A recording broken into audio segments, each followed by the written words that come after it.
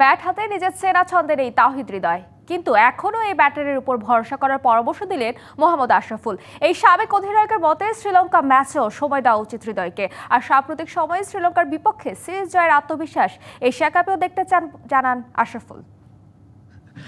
আমার তো honeymoon period শেষ, আপনি যেটা বললেন, তো আমিও ট্রাই করছি যেহেতু আমার হানিমুন পিরিয়ডটা শেষ হয়েছে, আমি ওই জন্য প্র্যাকটিসে যাচ্ছি, ট্রাই করছি, হয়তো বা হচ্ছে না। এবং আপনি যদি দেখেন যত ওয়ার্ল্ড ক্লাস প্লেয়ার আছে বা যারাই আছে তারা কখনো এক গ্রাফে যেতে পারে না। আমি হয়তো বা কয়েকটা ম্যাচ স্ট্রাগল করছি, বড় ইনিংস করতে পারছি না। তাওহিদ হৃদয় এশিয়া কাপে প্রথম ম্যাচে হংকংকে হারানোর পর সংবাদ সম্মেলনে তাওহিদ হৃদয় বলেছেন, হানিমুন পিরিয়ড শেষ। হংকংকে হারানোর ম্যাচে ৩৫ বলে করেছেন ৩৬ রান, স্ট্রাইক রেট ছিল ১০০-র নিচে। বিশেষ করে লিটন দাসের অর্ধশতকের পর প্রত্যাশার চাপ বেড়েই যায় হৃদয়কে নিয়ে।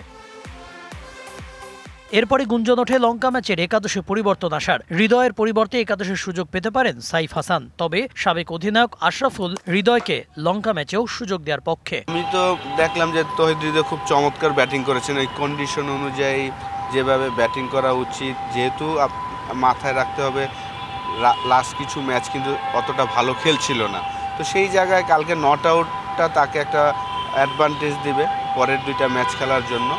এবং এক্সপিরিয়েন্স দেখেন, তৌহিদ হৃদয় কিন্তু অনেক এক্সপিরিয়েন্স এই ফরম্যাটটাতে, অলমোস্ট 1000 রান করে ফেলেছেন। তো সেই জায়গায় কালকে যেভাবে সিচুয়েশন ডিমান্ড করেছে সেইভাবেই সে ব্যাটিং করেছে। আমার মনে হয় না যে বেশি সোয়াপ করাটা ভালো হবে। আশরাফুলের আশা হংকং ম্যাচের আত্মবিশ্বাস শ্রীলঙ্কা ম্যাচেও ধরে রাখবে টাইগাররা। এই শ্রীলঙ্কার বিপক্ষেই সবশেষ সিরিজে জয় পেয়েছে বাংলাদেশ, তাই এশিয়া কাপের লড়াইয়ের আগে সেই আত্মবিশ্বাসটাও কাজে লাগবে টাইগারদের। যেহেতু রিসেন্টলি আমরা তাদের মাঠে যে সিরিজ উইন করে এসেছি, আমার কাছে মনে হয় যে এটা আমাদের প্লেয়ারদের একটা আলাদা একটা কনফিডেন্স দিবে। 3টা সিরিজ উইন করেছি, শ্রীলঙ্কা রিসেন্টলি জিম্বাবুয়ের সাথে একটা লো স্কোরিং ম্যাচ খেলেছেন। সব কিছু মিলে আলাদা একটা কনফিডেন্স আমাদের টিমকে দিবে।